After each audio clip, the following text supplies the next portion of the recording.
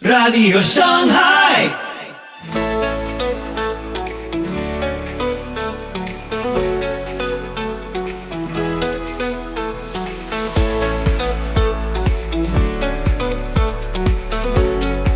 Muy buenos días, tardes o noches. Donde quiera que estés en el mundo, soy Pipo Biglione y te doy la más cálida bienvenida a Radio Shanghai. Estás sintonizando el episodio 652 de nuestra 9ª temporada. Prepárate para lo que viene. Hoy, cuando ayudas a Dios y todo explota. En esta poderosa enseñanza, César Vidal expone el momento en que Abraham se conformó y casi pierde lo que Dios había prometido. ¿Estás aceptando un Ismael cuando Dios quiere darte un Isaac? Descubrí por qué no debemos limitar el poder de Dios ni negociar su pacto. Toda la música que nos inspira es de Pipo y Bandaya. Podés escucharla y descargarla en el link en los comentarios. Si querés colaborar con nuestro trabajo, hacelo a través de Cafecito, también en los comentarios. Así que ponete cómodo, subí el volumen y empezamos. Soli Deo Gloria.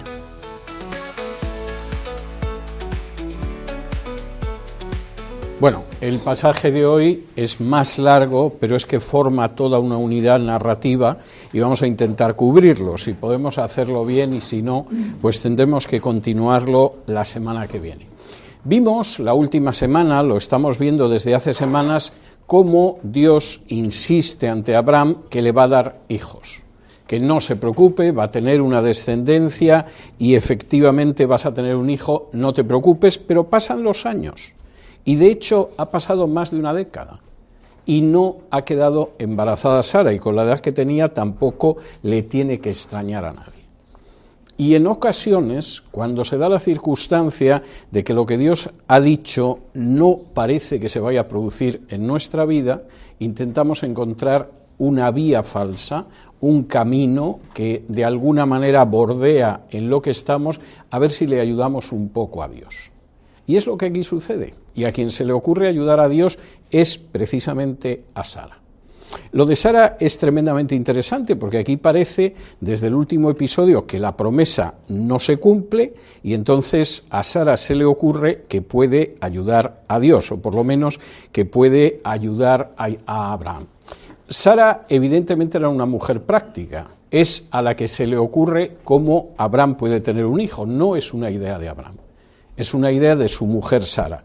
Y además es muy interesante como aparece en hebreo, porque Sarai todavía dice: ya ves que Jehová me ha hecho estéril, ruego pues que te llegues a mi sierva, quizá tendré hijos de ella.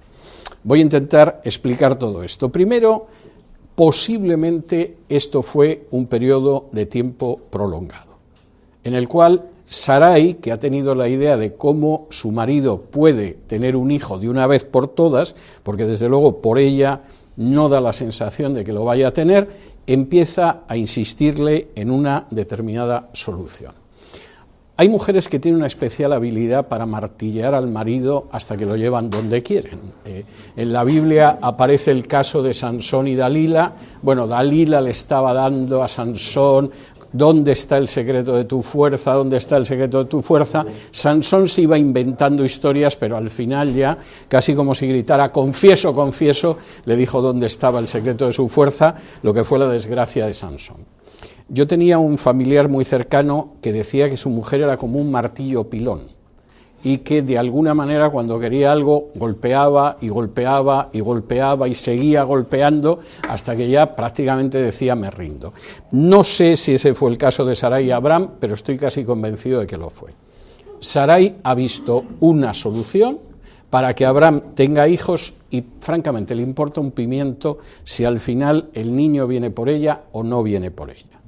Aquí hay un problema que hay que solucionar, y si no se soluciona de acuerdo con la promesa, pues peor para Dios, que hace las promesas.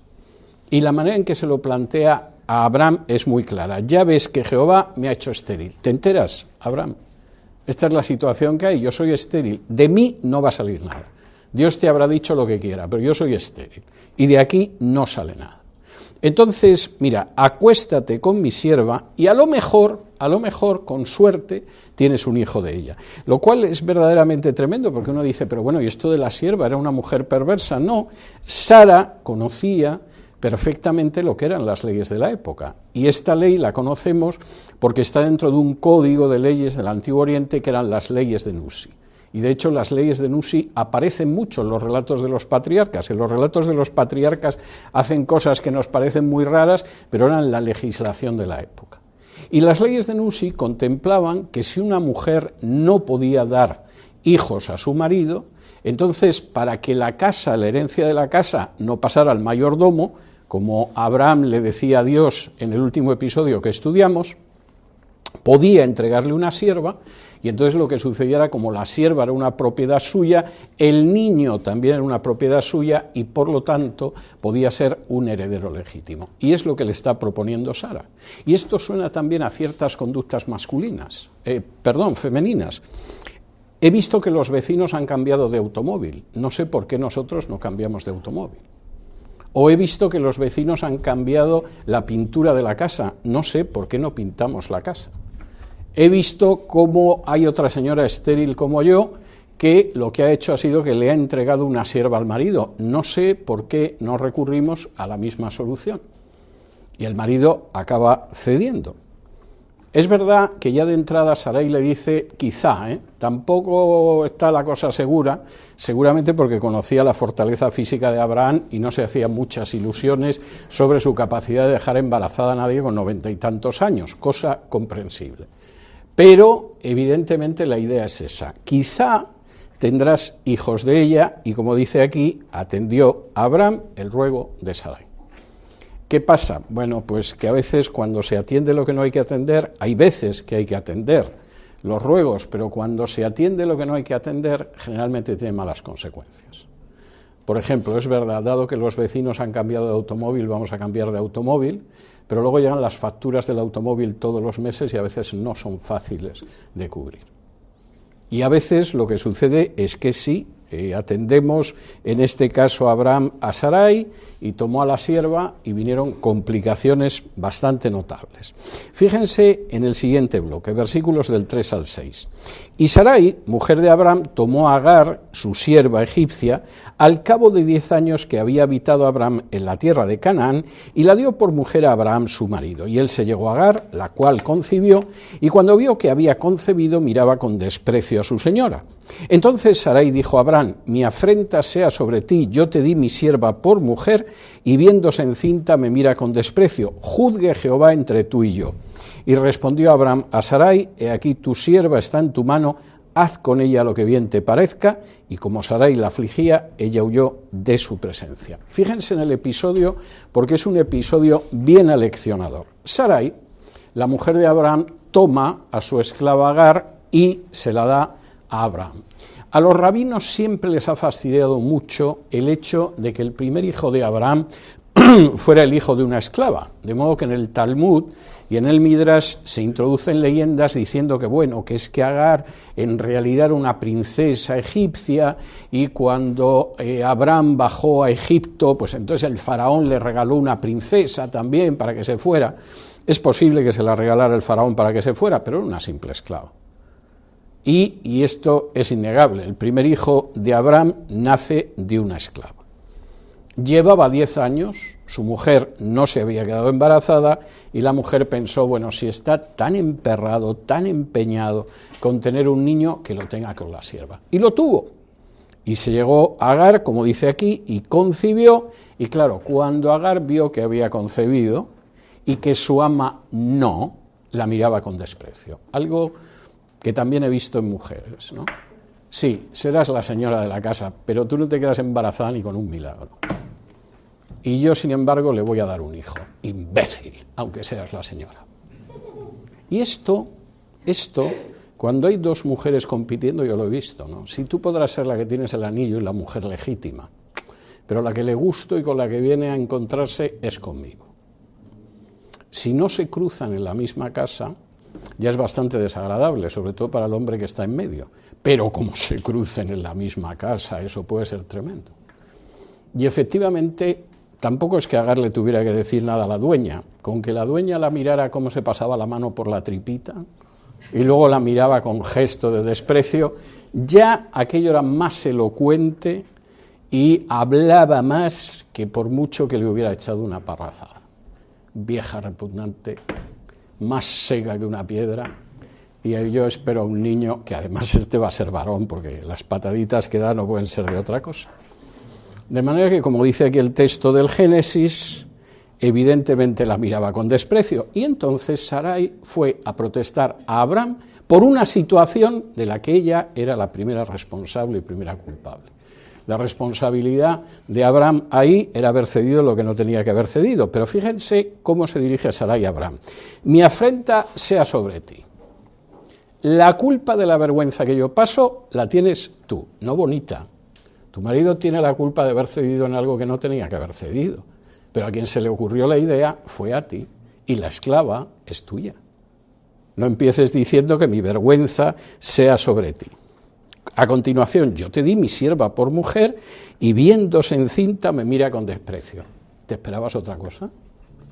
Efectivamente, tú le diste a la sierva. Se ha quedado embarazada. Y te sorprende que una mujer más joven, que piensa que su hijo va a ser el heredero de Abraham, te mire con desprecio. ¿Esto no lo pensaste? Y ya el colmo es lo que viene a continuación. Juzgue Jehová entre tú y yo. ¿Por qué? Porque Abraham ha cedido ante lo que no tenía que ceder. Porque ha sido demasiado condescendiente contigo. Porque ha sido una persona muy atenta. Porque por lo demás, Abraham se ha limitado a acceder a los ruegos que tú le diste. La respuesta de Abraham, de nuevo, es la de un personaje muy benevolente y muy paciente, y que desde luego no quería tener discusiones dentro de la tienda. Porque fíjense lo que dice en el versículo 6. Respondió Abraham a Sarai: he aquí, tu sierva está en tu mano, haz con ella lo que bien te parezca.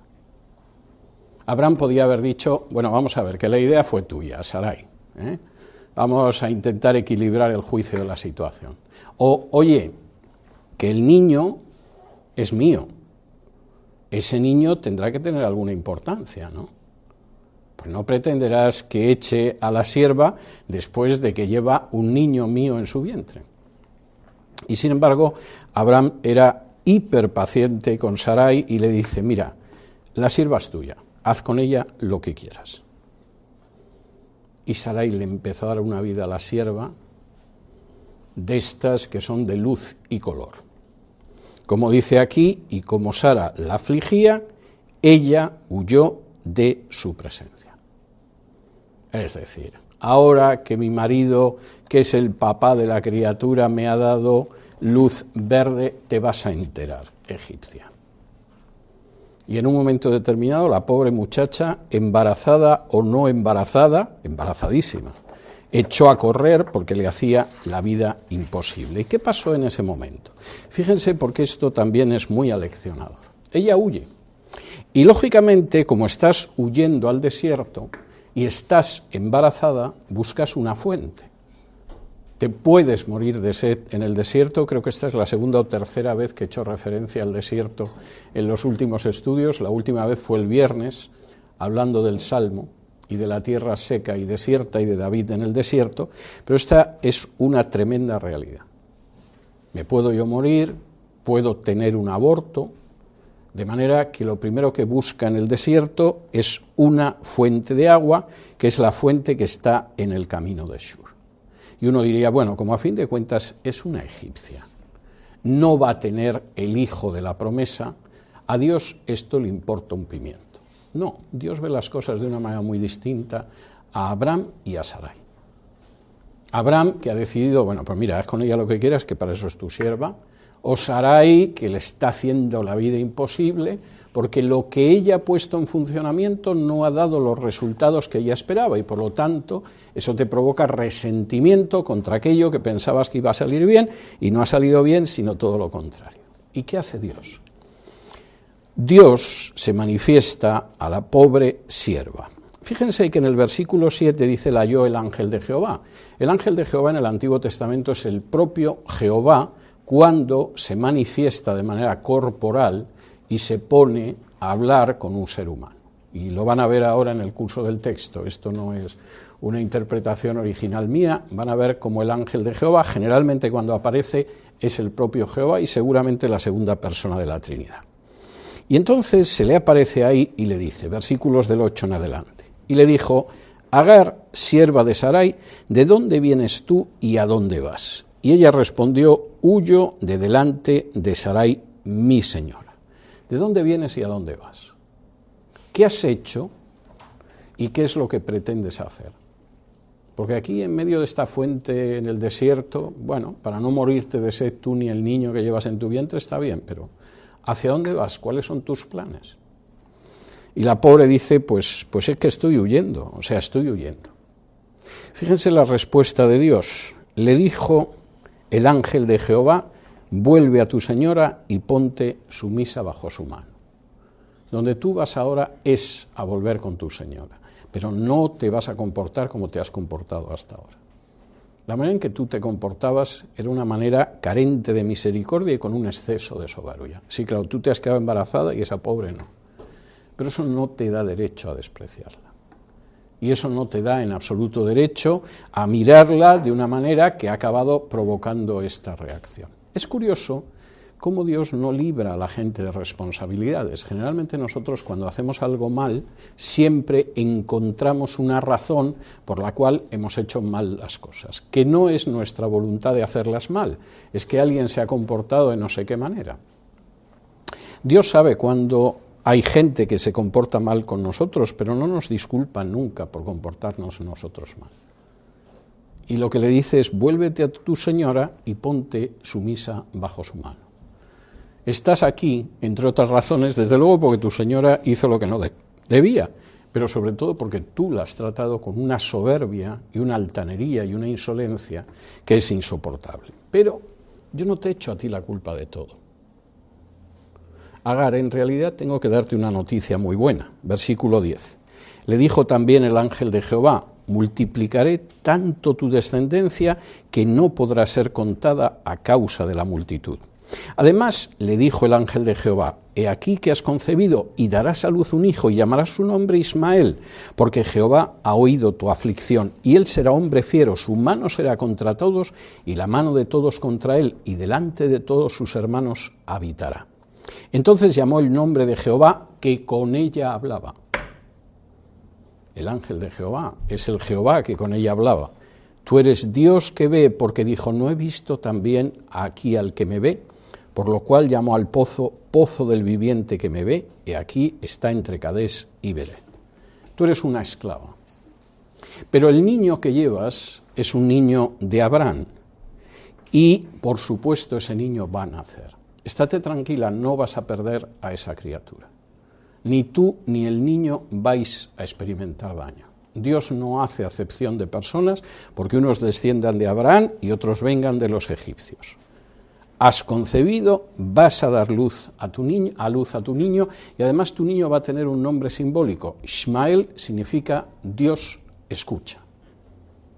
Yo he escuchado tu aflicción aquí llorando en la fuente y vas a tener ese niño. Y por cierto, va a ser un campeón, porque efectivamente va a haber un guerrero, va a tener hermanos. Ya veremos dentro de varios meses cómo Abraham tuvo más hijos aparte de Ismael y de Isaac, y va a prevalecer delante de todos ellos.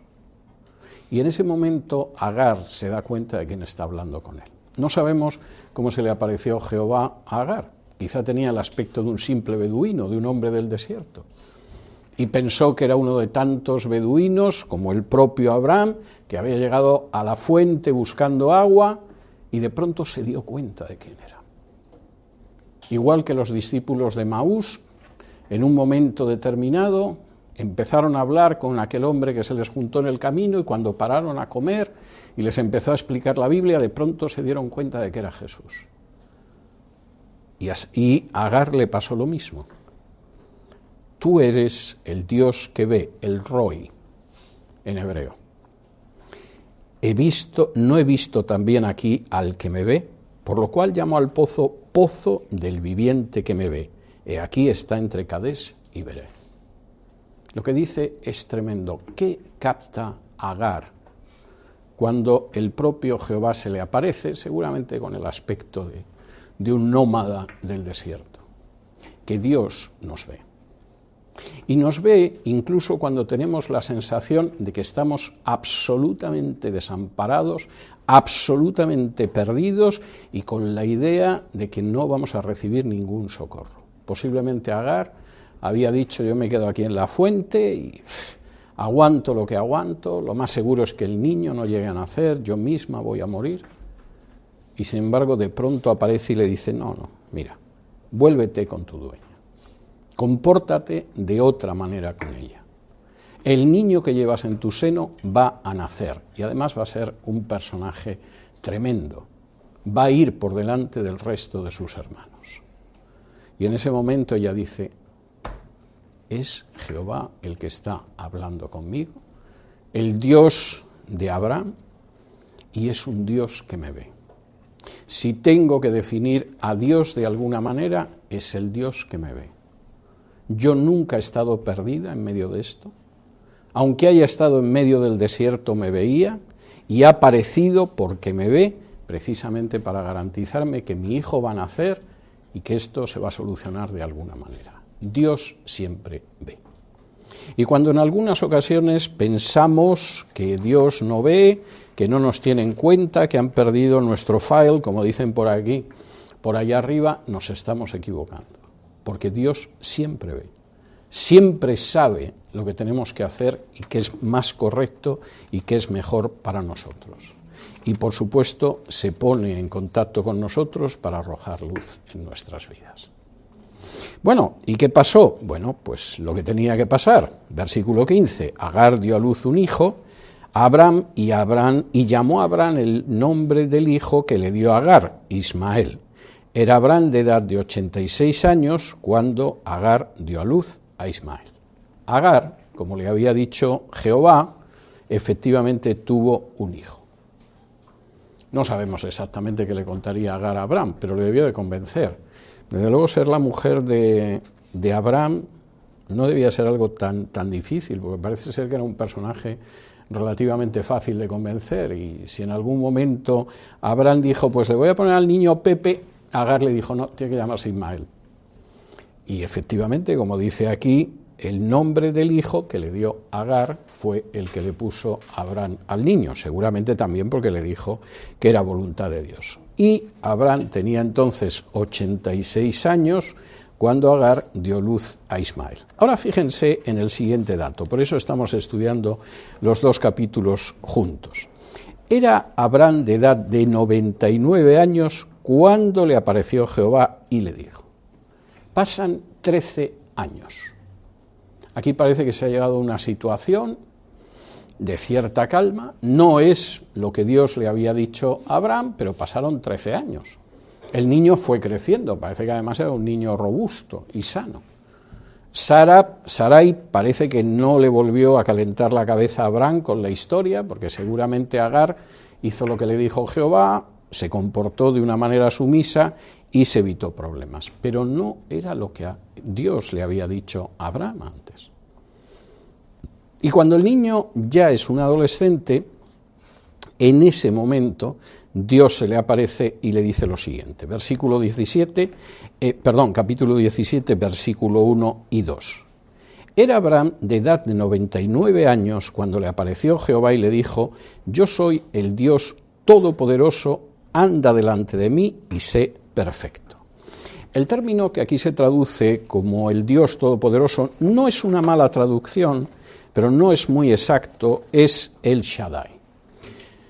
He oído disparates sobre lo que significa El Shaddai en los últimos tiempos que no sé si me causan más depresión o más risa. Por ejemplo, me tocó ver a una supuesta profetisa diciendo que El Shaddai significaba el Dios que tiene tetas.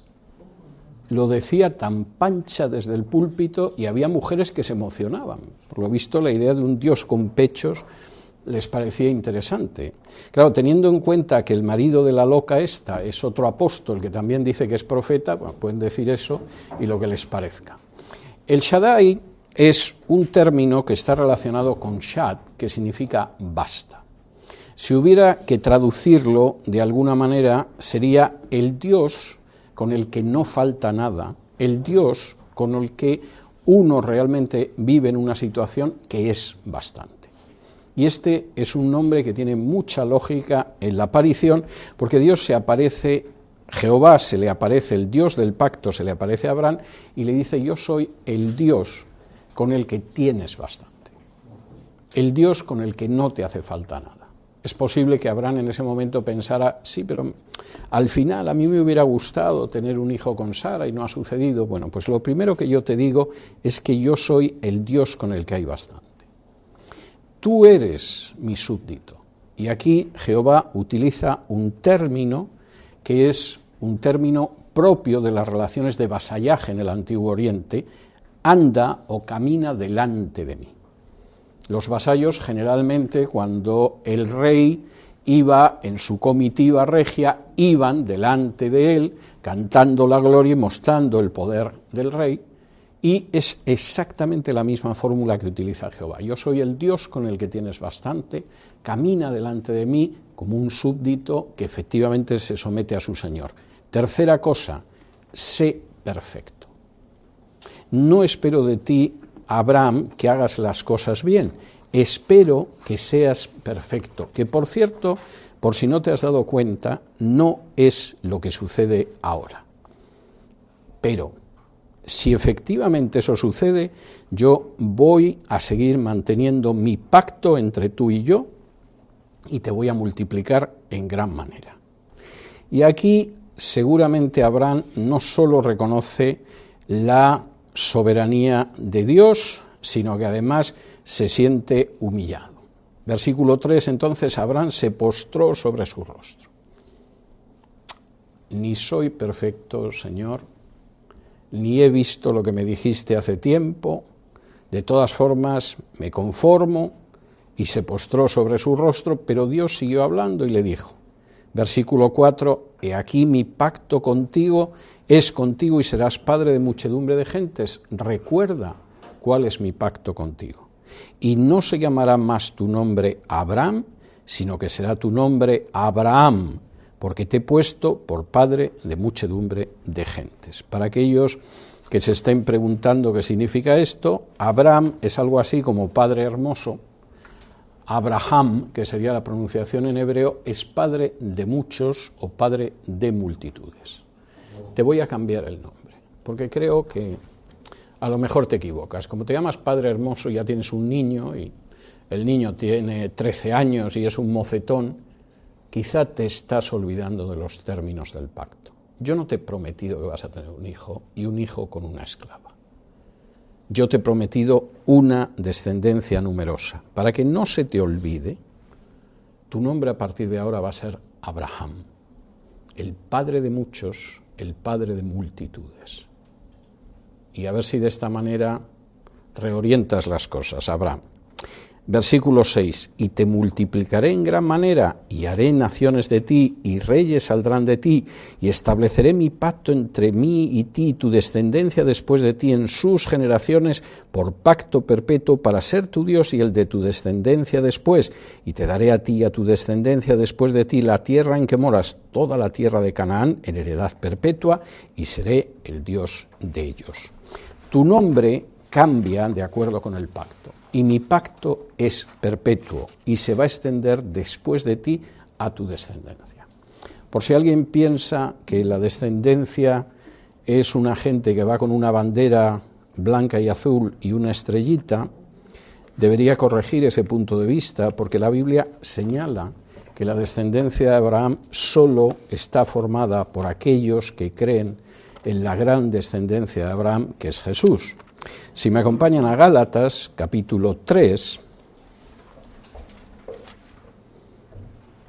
que vamos a tener que repetir esto a menudo, en Gálatas 3, versículos del 23 en adelante, dice,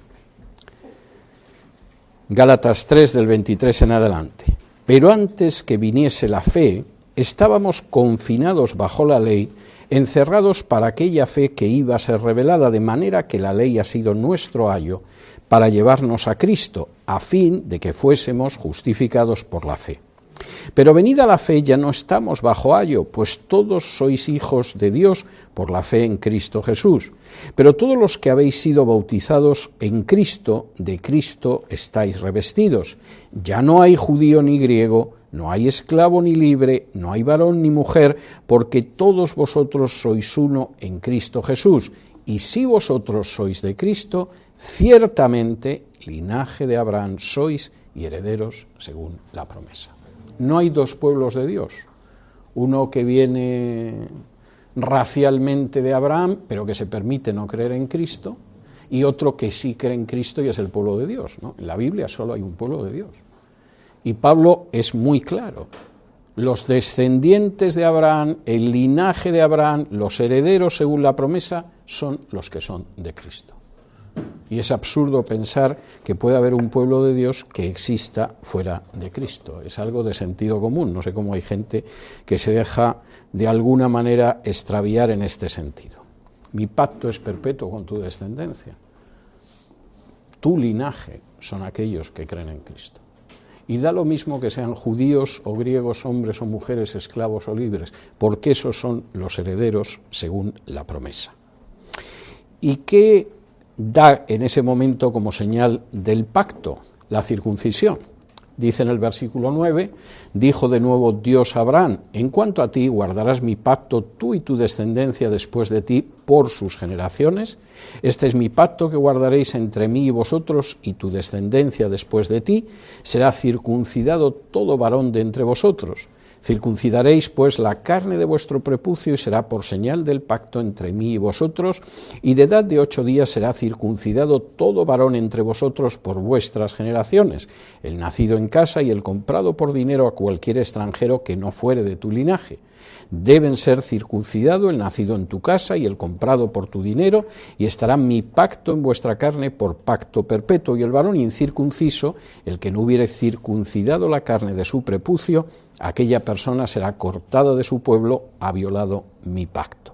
Y esto es algo enormemente importante. La circuncisión es practicada por muchos pueblos. A lo largo de la historia la han practicado muchos, para empezar los propios egipcios, fundamentalmente por razones médicas y por razones ceremoniales. Yo recuerdo que tenía en la universidad una amiga judía que me decía que jamás aceptaría casarse con un hombre que no estuviera circuncidado. Y yo pensaba ingenuamente que, claro, porque no era judío. Y me dice, no, si la religión no tiene nada que ver. Es que cuando tienes relaciones sexuales con un hombre que no está circuncidado, tienes muchísimas más posibilidades de tener un cáncer de útero o un cáncer de matriz que si las tienes con un hombre circuncidado. De modo que yo tengo claro que casarme, sea judío o no, va a ser solo con un hombre circuncidado. Bueno, sentido práctico de las mujeres, seguramente era el caso de ella. Y, por supuesto, hay muchas culturas que por pura higiene, por pura profilaxis, a veces por razones meramente del paso de la infancia a la adolescencia, practicaban la circuncisión. Y, por supuesto, culturas que no lo han hecho nunca. Pero, por regla general, en las culturas donde se practicaba la circuncisión, se hacía como un rito de paso de la infancia a la adolescencia. Sigue pasando en África, sigue pasando en zonas de Medio Oriente. El niño deja de ser niño cuando de pronto hay una ceremonia de iniciación en la que se circuncida al niño y ya supuestamente se convierte en un hombre. Quizá tiene solamente 12, 13, 14 años, pero se considera que ya no es un niño y ha pasado al estado de hombre. Y si alguno recuerda, porque la viera en su día, una serie de televisión que hablaba de la esclavitud en este país y donde salía la vida del africano al que secuestran y traen como esclavo a Estados Unidos y que se llamaba Kunta Kinte y era de una tribu de Gambia, sale la ceremonia de cómo a los niños en un momento determinado se les circuncida porque es el paso de la infancia a el estado de varón adulto. ¿Cuál es la gran diferencia? Pues miren, es algo tremendamente importante, y es que marca la circuncisión al 8º día. Y alguno diría, ¿y esa manía del 8º día, por qué? El 8º día es el momento después del nacimiento de un niño varón cuando coagula mejor la sangre. Es decir, un niño al que se circuncida y lo circuncidas a los 3 días de nacer o a los 10 días de nacer, tiene más peligro de que la sangre coagule mal y tenga una hemorragia que un niño al que se circuncida justo en el 8º día. Lo cual es verdaderamente notable, porque yo no creo que evidentemente ni Moisés ni Abraham tuvieran conocimientos de medicina suficientes como para saber esto, incluso conocer cuál es el mecanismo de la coagulación, pero lo cierto es que es así. Y, dicho sea de paso, este pacto significa que el que cumple las condiciones del pacto y las obedece formará parte de tu pueblo, y el que no cumpla las condiciones del pacto pues estará fuera, porque al final no hay bendición para el que no forma parte del pacto, y además tampoco hay bendición para el que no cumple las condiciones del pacto. Y esto además tiene algo que ver contigo, Abraham, y esta parte de la escena me parece fantástica. En la Biblia la gente no queda bien porque sean los protagonistas. La Biblia es enormemente realista, sincera y veraz cuando cuenta los episodios. No es la manera en que en cada uno de nuestros países contamos la historia.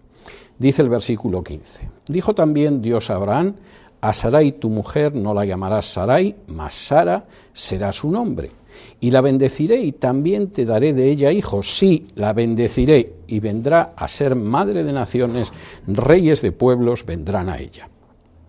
Entonces Abraham se postró sobre su rostro y se rió y dijo en su corazón, a hombre de 100 años ha de nacer hijo, y Sara ya de 90 años ha de concebir. Y dijo Abraham a Dios, ojalá Ismael viva delante de ti. Ahora, fíjense en el pasaje porque es tremendo. Dios, después de que ha dicho cómo va a cambiar a Abraham, y ya no va a ser un padre luminoso, sino que va a ser el padre de multitudes, le dijo, con tu mujer va a pasar igual. Tu mujer tiene un nombre que se llama princesa, Sarai. Hasta ahora a Sarai se la ha conocido como la princesa.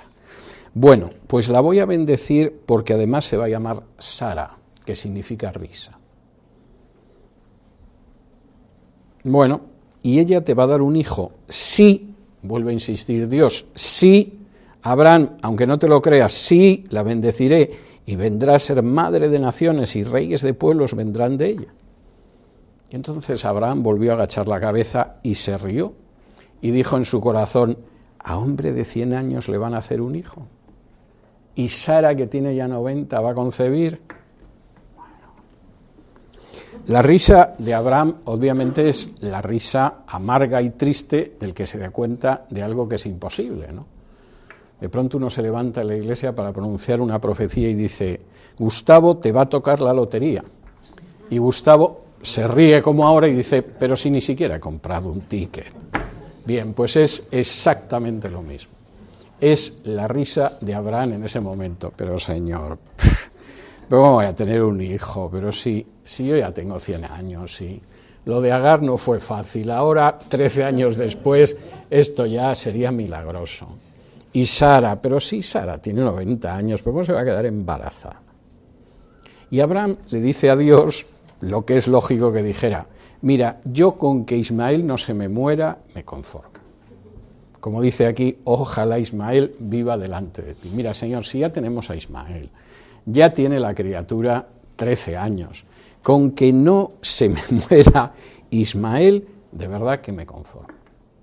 Porque ante cosas que parecen increíbles, y Abraham era incrédulo en esto, queremos limitar el poder de Dios conformándonos con lo que tenemos. Pues el Señor quiere sanarte. Mira, Señor, yo con poder pagar las facturas del médico en este país me conformo. No, el Señor quiere restaurar tu matrimonio. Mira, con que no tengamos más de una discusión a la semana, Señor, yo casi que me conformo y que no dure mucho además. El Señor quiere traer a tus hijos hacia sí. Bueno, mira, yo con que los pueda seguir todavía visitando y llevándome bien con ellos el sábado por la tarde, como que me conformo, Señor. Y sin embargo, lo que Dios le dice, y Abraham es lo que le está diciendo a Dios, ojalá Ismael siga viviendo delante de ti. Y sin embargo, Dios le dice, no son mis propósitos. Yo sé cuáles son mis propósitos. Yo voy a cumplir mis propósitos, aunque tú seas incrédulo. Y fíjense lo que dice en el versículo 19. Respondió Dios, ciertamente Sara, tu mujer, te dará a luz un hijo y llamarás su nombre Isaac. Y confirmaré mi pacto con él como pacto perpetuo para sus descendientes después de él. Y en cuanto a Ismael, también te he oído. He aquí que le bendeciré y le haré fructificar y multiplicar mucho en gran manera. 12 príncipes engendrará y haré de él una gran nación. Mas yo estableceré mi pacto con Isaac, el que Sara te dará luz por este tiempo, el año que viene. Y acabó de hablar con él y subió Dios de estar con Abraham. No, Abraham, yo no quiero que te conformes. Yo sé que te conformas después de todo lo que ha pasado, pero ciertamente Sara, tu mujer, te va a dar a luz un hijo. Y se va a llamar Isaac. Y voy a confirmar mi pacto con él. Pero no por eso voy a abandonar a Ismael. Yo comprendo la preocupación que tienes por tu hijo Ismael. Yo voy a bendecir a Ismael. Lo voy a hacer fructificar, lo voy a multiplicar, le voy a convertir en una gran nación. Pero mi pacto es con Isaac. Y por si estás pensando, bueno, y que voy a tener que esperar ya otros 12 más años, que ya entre dentro de los centenarios, Sara te va a dar a luz por este tiempo el año que viene. Y Dios acabó de hablar con él y subió de estar en esos momentos con Abraham. Lo que dice Dios va mucho más allá de lo que podemos imaginar. En muchas ocasiones estamos dispuestos a aceptar cualquier cosa con tal de que no esté mal, ¿no? Bueno, no es un hijo que yo haya tenido con Sarai, pero bueno, lo he tenido con la criada. El niño, de todas formas, es un niño fuerte, va creciendo bien. Con que me conserves al niño me conformo. No te conformes, Abraham, no es lo que yo te he prometido. Y es algo que deberíamos tener presente. Y el episodio termina como debería terminar. Entonces tomó Abraham a Ismael su hijo y a todos los siervos nacidos en su casa y a todos los comprados por su dinero, a todo varón entre los domésticos de la casa de Abraham, y circuncidó la carne del prepucio de ellos en aquel mismo día como Dios le había dicho. Era Abraham de edad de 99 años cuando circuncidó la carne de su prepucio, e Ismael su hijo era de 13 años cuando fue circuncidada la carne de su prepucio. En el mismo día fueron circuncidados Abraham e Ismael su hijo, y todos los varones de su casa, el siervo nacido en casa y el comprado del extranjero por dinero, fueron circuncidados con él. El texto de Génesis no dice cómo se quedó de convencido Abraham después de que Dios le dijo, vas a tener un niño de Sara. Es muy posible que no quedara del todo convencido, lo vamos a ver en las próximas semanas. Pero Abraham obedeció. Y esto es enormemente importante. En ocasiones no estamos del todo convencidos con que Dios va a hacer determinadas cosas, va a cumplir ciertas promesas, nos va a ayudar y nos va a proteger de cierta forma. Nos parece demasiado. Pero eso no debería llevarnos a no cumplir con los términos del pacto y a no obedecer a Dios. Y efectivamente fue lo que hizo Abraham, ahora con lo que le había dicho Dios. Ojalá yo con que me viva Ismael me conformo. Con eso me bastaría, Señor. Y Dios le dice, no. Vas a tener un hijo de Sara. Por supuesto, voy a bendecir a Ismael. Y por cierto, el año que viene por estas fechas, Sara va a dar a luz un niño. Y Abraham, de todas formas, obedece las condiciones del pacto, porque nosotros tenemos que obedecer a Dios no porque estemos contentos o tristes, no porque pensemos que las cosas van a salir a nuestro gusto o no, no porque los días sean felices o sean días difíciles. Tenemos que obedecer porque la obediencia es nuestra parte dentro del pacto en el que vivimos. ¿Hay alguna pregunta que quieren hacer sobre este pasaje? Por cierto, verán que la Biblia es muy clara, o sea, esto si en vez de ser palabra inspirada por Dios se debiera a cualquier cultura de cualquier época, Abraham, bueno, hubiera sido un personaje intachable, sin dudas, sin un camino, sin dos pasos adelante y uno atrás. Sara, por supuesto, no nos contarían nada de Agar, etcétera, etcétera. La Biblia es muy fiable precisamente porque deja de manifiesto las debilidades, las incredulidades e incluso el pecado de aquellas personas que son sus protagonistas. Sí. Vemos que Dios le cambia el nombre tanto a Abraham, a Sara, a Jacob, a Pedro. Es similar, a nosotros nos ha dado la nueva identidad en Cristo, pero el cambio de nombre será similar a la piedrecita blanca que dice en Apocalipsis, que nos dará un nombre que solamente nosotros y Él sabemos. Hace una referencia a eso también, ¿no? Vamos a ver, el nombre tiene un enorme valor en las culturas semíticas. Para los que no vivimos en una cultura semítica, la cultura española es una cultura con generosas inyecciones de culturas semíticas, tanto árabe como judía, pero no es una cultura semítica, es una cultura más bien fundada en el mundo clásico de Grecia y de Roma, y por supuesto lo que llega de España a Hispanoamérica tiene un peso mucho mayor de Roma que lo que pueda tener de semita, que prácticamente no es nada. Pero en la cultura semítica el nombre tiene mucha importancia, porque el nombre indica algo, no es el santo del día, como en la cultura española, sino que indica el deseo de aquello que se quiere para el hijo. Y por eso los nombres tienen un significado muy concreto. Y vemos, lo vamos a ver en Génesis muy a menudo, cómo se le pone un nombre a los hijos que tiene un significado espiritual muy concreto. Y al mismo tiempo, en algunas ocasiones se produce un cambio de nombre porque esa persona ha cambiado. Vamos a ver cómo Jacob, el embustero, Jacob, se convierte en Israel, el que ha contendido con Dios. Y hay todo un simbolismo en ese sentido. Y en el caso de Abraham y de Sarai, pues sucede lo mismo.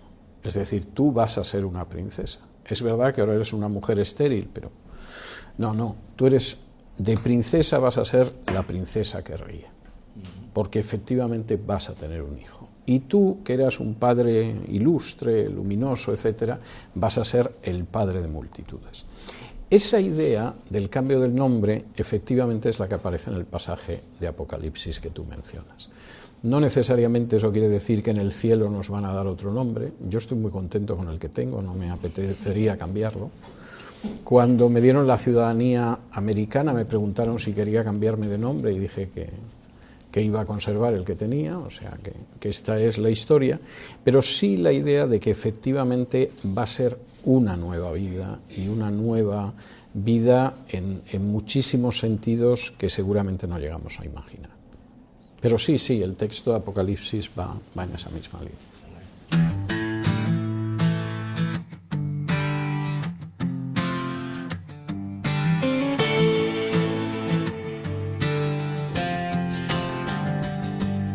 Jesús es mi Rey soberano, su nombre alzado y aquí. Cielos y tierra se postran ante su gloria sin fin. Trae la corona real, digna del Salvador. Trae la corona real, Jesús es Señor.